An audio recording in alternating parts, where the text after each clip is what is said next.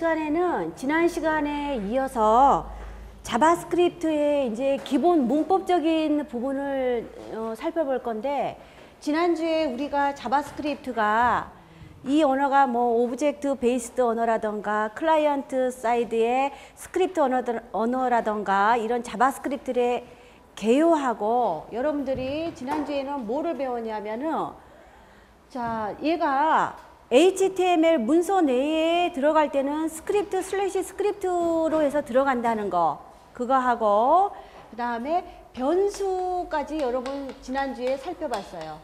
지난주에 살펴본 게 변수. 그러니까 다른 그 일반적인 인트로덕션 부분은 어떻게 보면 문법하고는 조금 별개니까 문법적인 것만 우리가 살펴보자면, 자, 우리가 변수라고 하는 거는 프로그램을 짤 때 뭔가 변하는 값을 가지고 어떤 메모리 일정 부분에 저장했다가 그 다음에 그거를 다시 가져오고 리스토어했다가 리트리브하고 이런 작업을 반복적으로 하게 되는데, 모든 랭귀지 변수가 있어요. 근데 어떤 랭귀지는 변수에 그 데이터 타입을 스트롱하게 체크하는 언어가 있지. C나 C++이나 자바나 이런 언어들은 아주 변수를 선언할 때 타입이 C인가 아니요 캐릭터인가 또는 인테저인가 플로트인가 이런 타입 체크를 강력하게 하는데, 우리가 쓰는 자바스크립트는 아니에요. 그냥 베어하고 변수 이름 주고 여기에 스트링이 들어오면 스트링 타입이고 인테저가 들어오면 인테저 타입이에요. 그래서 아주 그냥 루즈한 타입 체크를 하고, 오늘 할 거는 뭐냐면, 여러분들이 오늘 이 시간에는 연산자 그리고 자, 우리 살고 있는 언어로 모든 스테이트먼트 문장을 만들어서 소설책도 만들고 어떤 도큐멘트 작업을 하죠. 마찬가지로 프로그램 랭귀지도 뭔가 그 스테이트먼트가 오게 돼서 그 명령들을 쭉 기술하게 되는데, 그 문장들, 이 자바스크립트의 문장들의 종류, 그렇죠? 타입 오브 스테이트먼트에 대해서 할 거고, 그 다음에 자, 펑션에 대해서 할 건데, 함수, 그렇죠? 이게 지금 이번 주에 다루게 될 내용이에요. 근데 다 기본적이면서 모든 랭귀지의 기초가 되는 내용들이에요. 그래서 어느 한 랭귀지를 이 부분에 대해서 이해가 되어 있다. 그러면 또 다른 랭귀지로 갈 때는 그냥 혹시 다른 문법책에 신텍스가 존재하나 그것만 살펴보지 거의 비슷하다고 보면 돼. 모든 랭귀지들이 이 부분은. 자, 그래서 우리는 변수에 대해서 지난번에 할 때는 변수는 문자, 숫자 섞일 수가 있는데 그걸 알파 뉴메릭이라고 그래요. 알파벳은 어떤 문자들을 대표하고 넘버는 숫자를 대표하고, 맨 앞에 올 수 있는 것은 언더라인, 언더스코어 또는 영어 문자로 영문자로 스타트를 해요. 스타트를 하고 이게 첫 번째에 올 수 있는 거야. 그 다음에 두 번째에 올 수 있는 것은 언더라인, 영어, 알파벳, 알파, 그리고 숫자, 뉴메릭이 여기부터는 올 수 있다는 거죠. 맨 앞에 자에는 숫자를 안 써요. 약속이야, 이거는. 거의 대부분 랭귀지들이 그래요. 그리고 어떤 언어들은 한글 변수 쓰는 걸 허용해줘요. 비주얼 베이직도 그러고. 우리도 테스트 해보면 변수명을 한글로 썼을 때 돌아가, 에러 나지 않고. 근데 쓰지 마세요. 변수 이름은 되도록이면 알파벳, 한글을 사랑하지만 알파벳하고 숫자의 조합으로만 주고, 언더라인도 여러분들이 특별히 사실 쓸 일이 없어. 어떤 시스템에서 쓰는 것들, 이런 것들이 언더라인으로 시작을 해요. 자, 이렇게 되어 있고, 연산자는 여러분이 우리 초등학교 때는 뭘 배웠냐면 더하고 빼고 곱하고 나누기를 했는데, 곱하기 기호는 이렇게 에스트리크로 해주고 이거는 나누기는 슬래시로 했죠.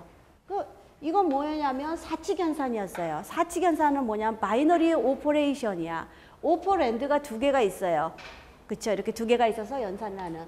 그래서 이건 산술 연산인데 다양한 연산자들이 있어. 그래서 여기 나열해 본 거 보면 산술, 대입, 증감, 관계, 논리, 비트, 조건, 문자열, 연산자 무지 종류가 많은데 여기서 비트 레벨에 여러분이 어떤 작업을 웹에서 브라우저에서 뭐를 크게 할 일은 없을 것 같고 좀 복잡한 부분 그런 부분은 제가 과감하게 스킵을 하고 정말 웹페이지에서 주로 사용되는 연산자를 서포트해요.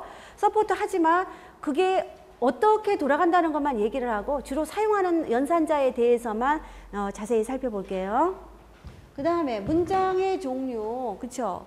평서문, 우리 영어 맨 처음 배울 때 평서문이에요. 의문문은 평서문은 뭐냐면 서브젝트하고 벌브가 이렇게 오죠. 근데 이거 의문문은 뭐냐면 벌브를 앞에다가 동사를 앞에 내놓고 이렇게 되면은 이것은 물음표 퀘스천 마크가 오죠. 그렇죠? 그래서 이렇게 문법을 가지고 있듯이 우리도 프로그램 짜다 보면은 어떤 일을 많이 하게 되냐면 자, 조건에 맞습니까? 하고 물어보는 게 있어요. 그건 우리는 의문문이라고 안 하고 컨디셔널 스테이트먼트 또는 조건문, 제어문 뭐 이런 식으로 표현하는데 자, 뭐뭐입니까? 하고 에스크라고 하는 게 아니라 만일 뭐뭐라고 한다면 이 조건이 맞는다면 참이라고 한다면 이 문장을 수행하세요. 이런 형태로 되는 어떤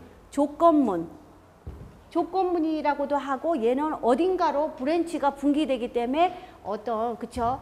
뭐 컨디셔널이라고도 하고 하여간 제어문, 뭐 분기문 다양한 형태로 표현해요. 그 다음에 두 번째로는 어떤 조건에 만족할 때 반복적으로 특히 컴퓨터가 거창한 일을 하는 것 같지만 모든 프로그램 내에 들어가서 보게 되면 하고 있는 게 조건에 맞는다면은 수행할 문장들이 갈라지고 또 어떤 조건에 맞는 동안에 반복적인 일을 하는 게 태반이에요. 이거를 반복문, 이터레이션, 루프 다양하게 표현하는데 대표적인 게 for, 그렇죠? 그 다음에 while, 다른 랭귀지 했으면 다 이거 본 문장들일 거예요. do while, 그렇죠? 평서문, 그냥 플레인 스테이트먼트는 그냥 변수를 선언한다던가 이 for나 이런 문장에 들어오게 되는 이런 문장들, 대부분의 문장들이 그냥 우리 일상생활의 평서문에 해당되는 문장들이 여기 오겠죠. 크게 보면 이렇게 어떤 조건을 따지는 거, 반복적인 일을 하는 거. 반복적인 일을 하다가 조건에 만족하지 않으면 루프를 탈출을 하는데 어떤 경우에는 루프를 탈출할 때 묻지도 않고 곧바로 한 방에 탈출하는 어떤 go to 이런 게 있어요. 근데 잘 안 써요. 이걸 쓰면 프로그램이 스파게티처럼 엉켜져 버려.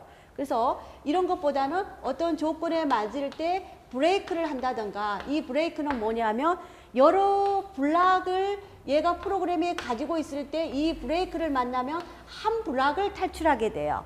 go to 같은 경우에는 어디로 가라 그러면 몇 개의 블락이든지 탈출해가지고 원하는 부분으로 갈 수가 있는 게 go to인데 이거는 별로 모든 언어에서 권장하지 않아. 옛날에 한 20년 전에 막 BW 베이직, GW 베이직하고 그럴 때는 go to 같은 걸 많이 쓰고 그랬어요. 초기 상태에는. 근데 프로그램이 커지다 보면서 이렇게 엉겨있는 프로그램은 코드를 재사용하는 코드 리유즈 이런 것도 안 되고 도대체 이거는 쓸모없는 결국 프로그램이 되기 때문에 go to는 아주 그냥 이거는 극방의 조치. 그렇죠?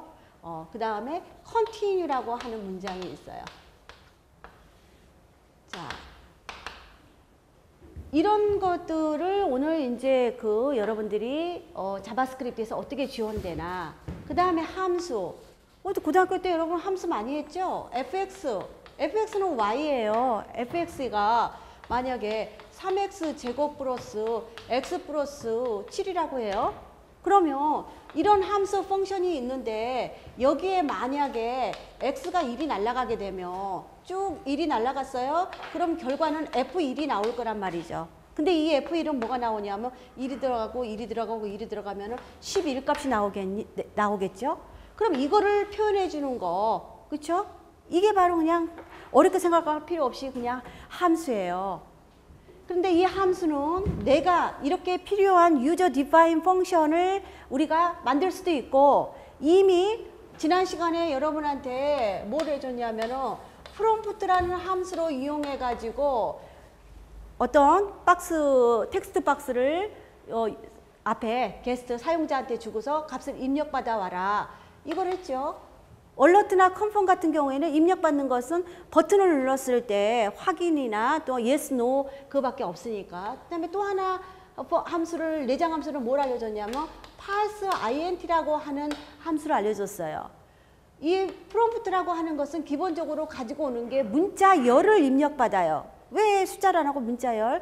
왜냐하면 웹에서 보여주는 것은 이 컨텐츠가 대부분 문자열의 집합을 가지고 주로 작업을 하지 어떤 숫자를 가지고 연산하거나 이런 일보다는 주 업무가 뭔가 내용을 보여주고 그 스트링을 처리할 일이 많으니까 그 업무에 맞게 얘는 디폴트로 받아왔을 때 스트링으로 처리한다는 거죠. 근데 어떤 경우에 스트링으로 받아온 값을 내가 숫자로 생각을 하고 연산을 해야 되겠다. 그럴 때는 parse int로 여기서 입력받은 값을 여기가 만약에 num이라고 하는 변수에다 입력받았다고 그러면 여기다 num이라고 넣어주면 얘는 인테자 정수값으로 바뀌어서 다시 num이라고 하는 변수 num이에다 넣어주면 값을 형을 변환할 수 있겠죠. 그래서 오늘 할 거를 이렇게 쭉 봤는데 오늘은 너무너무 기본적인 랭귀지의 가장 기본적인 내용이에요. 다음 주에는 여기에 조금 더 업그레이드 시켜가지고 어레이를 배운다던가 객체를 다룬다던가 이제 그런 작업을 하게 되면 자바스크립트가 문법이 끝나게 되는데 오늘 내용이 뭐 가장 핵심이 된다고 생각을 하시면 돼요. 자, 그래서 우리 사칙연산, 사칙연산과 그랬어요. 여기는 그래서 사칙연산만 있으면 사칙연산자라고 했을 텐데 뭐가 들어있냐면 모듈러 연산자가 들어있어. 모듈러.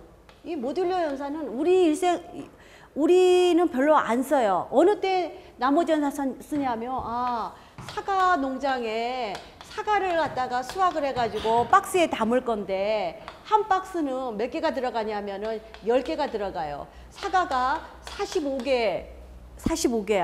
그러면 어떻게 하냐? 얘는 그러면은 10개씩 집어넣으면 나머지 5가 있는데 나머지가 있으면 박스를 하나 더 할 때 뭐 이럴 때는 나머지 연산을 쓰지 나머지 연산을 쓸 일이 없을 것 같은데 컴퓨터에서는 이 나머지 연산자로 해서 그쵸?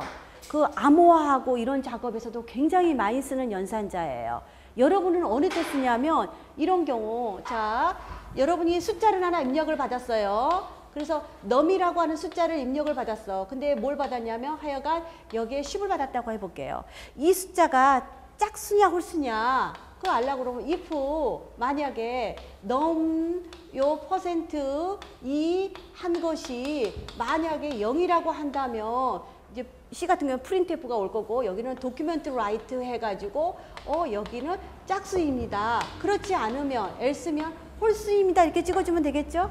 이렇게 요 나머지 연산자 그렇죠? 아주 프로그램을 심플하게 짤 때 요 나머지 연산자가 요긴하게 써요. 저 같은 경우에는 어느 때 많이 쓰냐면 값을 쭉 이렇게 5명을 출력을 해주고 그 다음 줄에는 그 다음 줄로 내려가고 싶어요. 그러면 숫자를 카운트해 가면서 5로 나눠서 떨어지면 뉴 라인을 해라.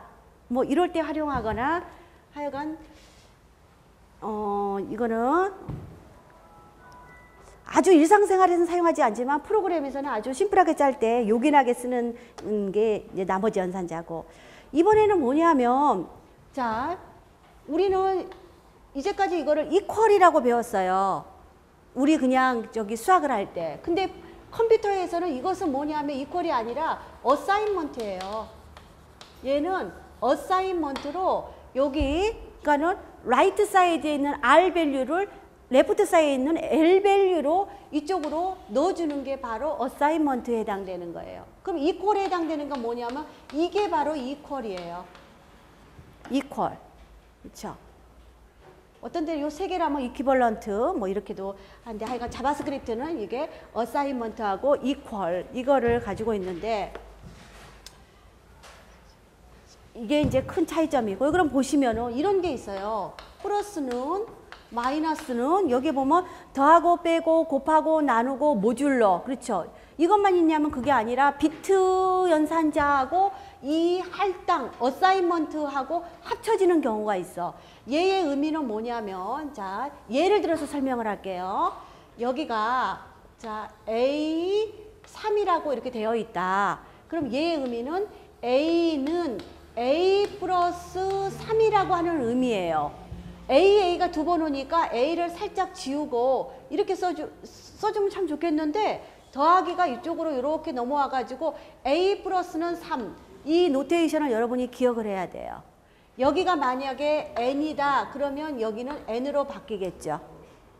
근데 컴퓨터에서는 A는 A 플러스 1, 뭐 I는 I 플러스 1 하나씩 증가할 일이 너무나 많아요. 근데 요거는 그러면 I 플러스는 1이죠. 그렇잖아. 요거라고 한다 그러면 A 플러스는 1인데 이걸 쓸 일이 많으니까 이런 연산자를 생각을 해냈는데, 특별히 하나씩 증가할 일은 너무나 많기 때문에 이런 연산자로 특별히 요 플러스 1일 때만 이렇게 표시를 해줘요. 그쵸? 이거는 A 플러스 플러스라고 얘기할 수가 있고. 자, 근데 A 플러스 플러스도 있고 플러스 플러스도 A 있고 두 가지 형태로 이걸 뭐냐면 인크리먼트라고 그래요. 거꾸로 만약에 A 마이너스는 만약에 3이다. 그럼 이거는 A는 A 빼기 3이에요. A에서 3을 빼가지고 A에다 집어넣어라 이런 얘기죠. 똑같이 A가 반복되니까 지워서 이렇게 나왔다고 지금 얘기를 했어요. 근데 하다 보니 A 빼기는 1, 다시 말하면 A는 A 빼기 1, 이걸 너무너무 많이 사용하니까 아, 하나 뺐다. 근데 요렇게 생긴 애가 하나 있고 요렇게 생긴 애가 있어요. 그래서 요 연산자가 뒤쪽에 있는 것은 후치, 앞쪽에 있을 때는 전치. 그럼 얘하고 얘의 차이점은 뭐냐면 이따가 예를 들어서 보여줄 텐데, 이 자체로 얘가 쓰인다 그러면 얘나 결과가 똑같아요.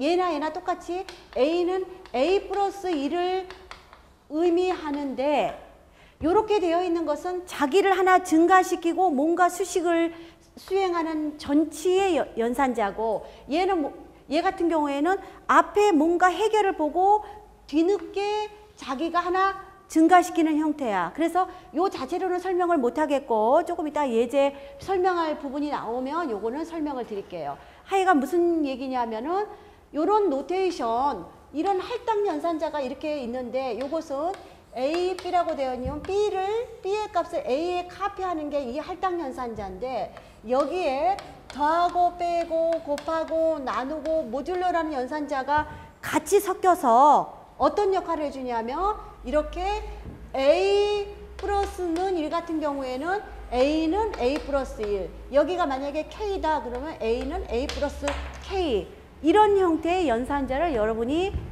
이거는 우리가 안 쓰는 컴퓨터에서 사용하는 연산자니까 여러분이 특별히 기억을 해야 되겠죠. 자, 그 다음에 조금 전에 설명한 거예요.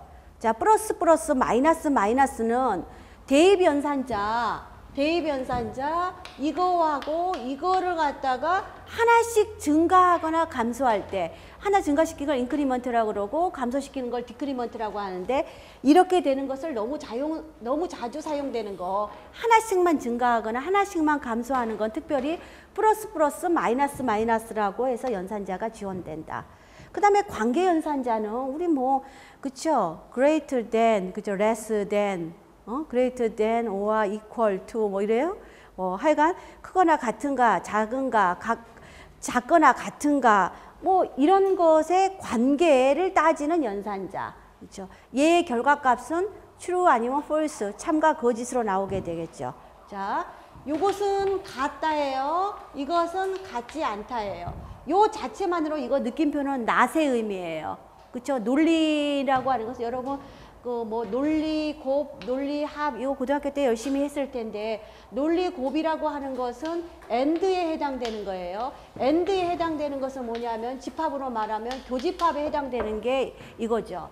얘는 A에도 들어가고 B에도 들어가고 둘 다 참이었을 때 참이 되는 게 논리 곱이 되는 거고, 논리 합이라고 하는 것은 이런 셋의 집합으로, 이런 다이어그램으로 봤을 때는 합집합에 해당되는 거죠. 얘는 오화에 해당되는 거예요. 얘는 영어의 and에 해당되는 거고, 이거는 오화에 해당되는 거고. 근데 요 관계연산자, 이거는 결과가 true 아니면 false로 나오는데, 여러분이 요 not이라고 하는 것은 참이라면 요 참을 not을 하면 거짓이 되고, 거짓을 not을 하면 참이 되죠. 이 기호는 이렇게 느낌표로 해주면 돼요. 자, 방금 전에 같이 섞어서 내가 관계연산자하고 논리연산자를 같이 섞어서 지금 설명을 드렸는데, 논리연산자는 뭐냐면은 그 값이 불리언 값으로 true 아니면 false로, 예 아니면 아니오로 딱 떨어지는 값을 얘를 논리연산자라고 그러죠. 그래서 not, 그 다음에 and, or, 그렇죠? 자, 방금 전에 논리연산자에서 이것은 and고 이것은 or라고 했어요. 그렇죠? 이것은 not이라고 했고, 근데 이번에 지금 보니까 뭐가 있어요? 요게 있는데 이거는 or가 있고, 이것도 and고 이것도 or인데 이것은 bitwise, bit 레벨의 and고 bit 레벨의 or예요.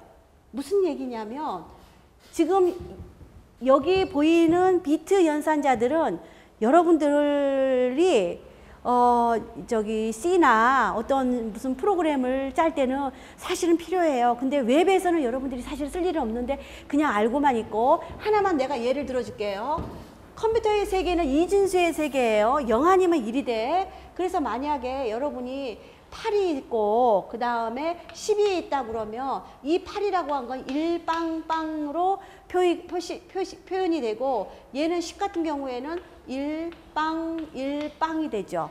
그렇잖아요. 왜요? 얘는 2의 제로승, 2의 1승, 2의 2승, 2의 3승이니까 얘의 웨이트는 8, 4, 2, 1을 가지게 될 거라고. 근데 얘를 갖다가 만약에 비트 레벨로 AND를 했다고 하면, 비트 레벨로 거짓이면 거짓이고 거짓 참이에요. AND 관계는 하나라도 거짓이면은 거짓이에요. 둘 다 참일 때 이거예요. 그러면 이거의 결과값은 뭐냐면 8이 되는 거예요. 이해돼요? 만약에 근데 이걸 8하고 10이 있는데 얘를 연산을 해라 그러면 이거 true네, 이거 true네. 결과는 true가 되고, true는 1을 의미하게 돼요. 이해되죠? 비트 레벨이고, 우리가 일반적으로 쓴 건 이거예요. 우리는 웹에서 주로 프로그램 짜면 99% 이걸 쓰게 돼요. 이건 1%인데 1%나도 안 써봤어. 쓸 일이 없어요. 별로. 근데 이제 시스템 프로그램 같은 거 할 때는 막 뭔가 값을 이렇게 비트 단위로 매스크하고 그럴 때는 이런 거를 많이 쓰게 되는데, 하여간 웹에서는 비트 연산자가 지원이 되기는 하나 여러분들이 크게 쓸 일은 없다는 얘기죠. 그래서 비트로 AND, OR, 그 다음에 exclusive OR 있죠? exclusive하다는 건 배타적이라는 얘기예요. 배타적이라는 것은 뭐냐면, 내가 0일 때 상대방이 1이고 상대방이 0일 때 내가 1이라고 했을 때만 참인 거죠. exclusive한 거죠. 둘 다 참이다. 그럼 같으면 exclusive 하지 않아. 그러면 false야. 그래서 이런 연산의 결과가 어떻게 되는지는 한번 살펴보는 건 이제 중요하죠. 그 다음에 이것도 다음 시간에 예제를 해서 설명을 줄 건데, 지금 본 대부분의 연산자들이 바이너리 오퍼레이션이에요. 바이너리 오퍼레이션은 뭐냐면, 연산자가 있고 오퍼랜드, 피연산자가 2개씩 존재하게 되는 경우가 있는데, 어떤 경우에는 연산자가 3개 존재하는 경우도 있어요. 이거 이렇게 돼 있는데, 여기에 뭔가 조건을 따지는 식이 오고, 여기가 이 조건이 참이었을 때 수행될 식이 오고, 여기가 거짓이었을 때 수행될 식이 오게 되는 이런 형태를 갖다가 터너리 연산자, 사막 연산자라고 그래요. 일단은 그냥 이름만 지금 들어가서 보게 되고, 다음 시간에 이거에 대한 예제하고 조금 아까 인크리먼트, 디크리먼트도 조금 복잡한 예제를 여러분하고 설명을 드릴게요. 오늘은 이게 있다는 것만. 자, 그 다음에 문자열 연산자. 여러분 지난 시간에 도큐멘트 라이트 할 때 예제를 보고서 이렇게 하면 플러스 연산자가 꼭 숫자만 오게 되는 게 아니라, 여기 문자열이 오고 7이 왔다. 그러면 이것은 여기가 하이면 이거의 연산 결과는 하이 7이구나. 이걸 도큐멘트 라이트에서 이렇게 플러스로 연결을 했더니 그 플러스가 문자열이 계속 컨캐티네이트 되는 것을 지난 시간에 살펴봤을 거예요. 바로 이 플러스가 에디션만 하는 게 아니라 문자열하고 어떤 값이 왔을 때는 컨캐티네이션 시켜주는 연산자로서 의미를 갖게 되는 거죠. 플러스가 문자열 연산자라고 그래요.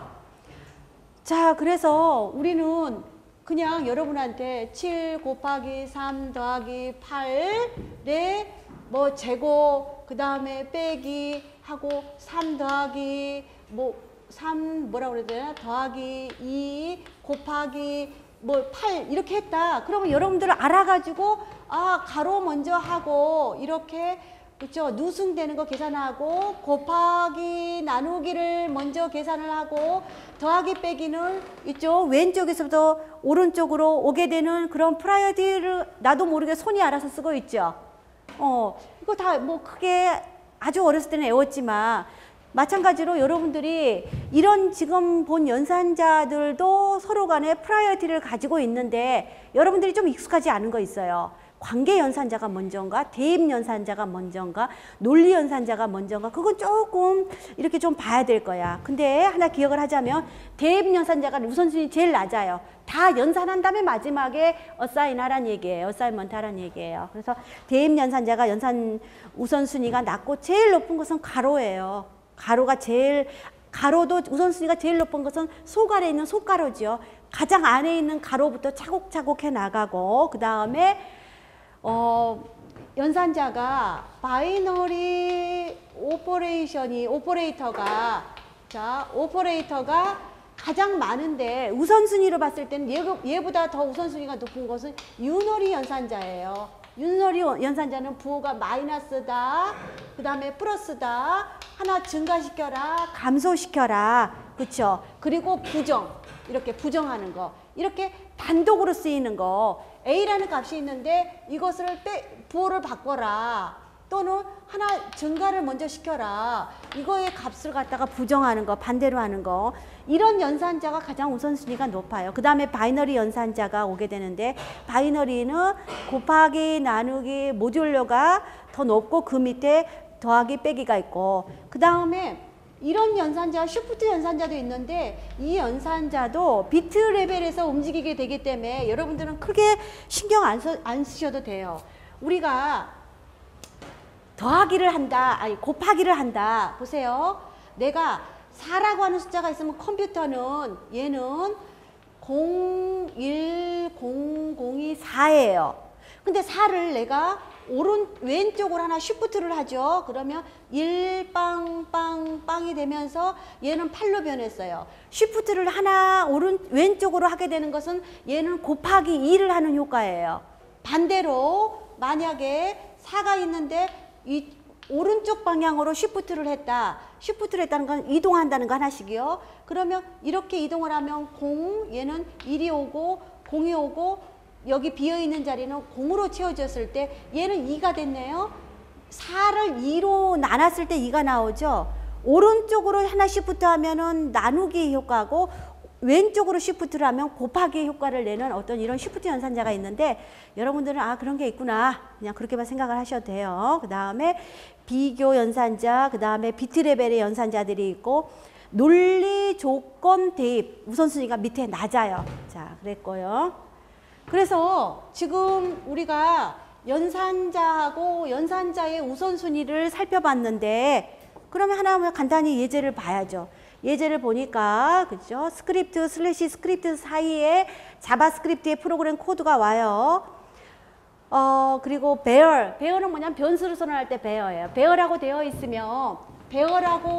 있으면 이 변수는 뭘로 돌아가냐면 얘는 사실은 로컬 변수로 쓰게 되고 이 변수가 선언된 얘가 선언된 그 다음 줄부터 효력을 발생해요. 그래서 이 글로벌 변수, 로컬 변수도 아마 다음 시간에 예제로 해가지고는 설명을 할 건데 오늘은 그냥 변수 간단하게 설명하는 것만 보면 베어하고 벨이라고 하는 이름으로 변수를 줬네요. 그리고 여기는 뭐가 들어왔냐면 false라고 하는 값이 들어왔어요. 여기에 false가 들어왔고 이 false가 의미하는 것은 제로를 의미하죠. 그 다음에 document write 했는데 배를 찍는데 느낌표 벨이에요. 그러니까 false인데 느낌표가 오면 true가 되는 참을 찍겠죠. 그 다음에 벨을 1로 바꿨네요. 변수는 이렇게 막 변하는 값이 들어와요.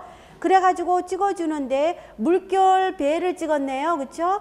물결 틸트 이것도 값을 비트 값을 0, 1로 바꾸는 건데 일단은 그냥 놔두세요. 요 물결도. 그 다음에 요 우리가 필요한 거면 내가 설명을 할게요. 벨은 10으로 자, 벨 10을 보면 이걸 설명하고 싶어서 플러스 벨이 있네요. 얘가 의미하는 것은 이 한 줄에서는 앞에 플러스가 있건 뒤에 플러스가 있건 의미가 똑같아요. 현재로는. 얘가 다른 수식하고 섞여 있을 때는 달라지는데 이 한 줄 딱 이 줄로 한 줄로만 이 인크리먼트 연산자가 왔을 때는 얘가 의미하는 것은 벨은 벨 플러스 1의 의미죠. 그래서 하나 증가시키면은 이 벨이라고 하는 변수에는 얼마가 들어가 있냐면 이때는 11이었는데 이걸 수행한 다음에는 11이 들어가게 되어 있죠. 그래서 찍었어요. 찍으니까 11을 찍겠죠. 그 다음에 마이너스 벨이 됐네요. 그러면 가가지고 하나를 감소시키니까 10이 됐어요. 그래서 도큐멘트 라이트를 찍으니까 10이 찍혔죠. 그 다음에 배어 넘 1은 10이 됐고 리절트 1이 됐네요. 그러면 넘 1에는 넘 1이라고 하는 변수에는 자 10이 들어있어요. 그 다음에 리절트라고 하는 변수에는 뭐가 들어있냐면 넘 1을 하나 증가시켜서 리절트에다가 집어넣어놨네요. 그래서 쭉 찍어줬어요. 찍어줬고 그 다음에 넘 2를 보니까 넘 2는 10을 찍었죠. 그 다음에 리절트에서는 얘가 후치로 해가지고 이것도 마찬가지 11이니까 지금 우리 예제에서는 맞아? 보세요. 이건 두 번째 건 봐야 되겠네. 넘 2에 10이 들어있어요. 그리고 리절트가 있어요. 근데 이 문장을 보니까 리절트 2는 뭐라고 되어 있어요? 넘 2 플러스라고 되어 있는 거 보여요? 그러면 이제 얘가 이것만 있을 때는 의미가 앞에 플러스가 있거나 뒤에 있거나 같다고 했는데 뭔가 이 연산자가 이런 대입 할당 연산자하고 섞였을 때는 어떻게 달라지냐면 이걸 연산을 하기 전에 얘는 넘2를 먼저 리절트에다가 갖다 놔요. 갖다 놓으면 리절트 2는 갖다 놓으면 10을 갖게 되겠지요. 여기다가 어사인을 시키고 그 다음에 자기를 하나 증가시켜서 11이 돼요. 이해돼요? 근데 만약에 이 예제를 바꿔가지고 내가 플러스 넘 2라고 해놓고 여기에 10이 있었다고 해볼게요. 그럼 이 문장을 만나면 여기다 이 값을 복사시키기 전에 자기를 먼저 하나 증가시켜요. 증가시키면 12, 11이 되겠지요. 그리고 난 다음에 증가된 이 값을 리절트에다가 그쵸? 하나 갖다 할당을 해주겠죠. 사인해주겠죠. 그래서 이 플러스가 이렇게 앞쪽에 있을 때는 하나 자기를 증가시킨 다음에 연산을 수행을 하고 이게 만약에 뒤쪽에 가서 붙었다고 하면은 먼저 어사인먼트 오퍼레이터 이걸 먼저 하고 그 다음에 자기를 증가시킨다는 거죠.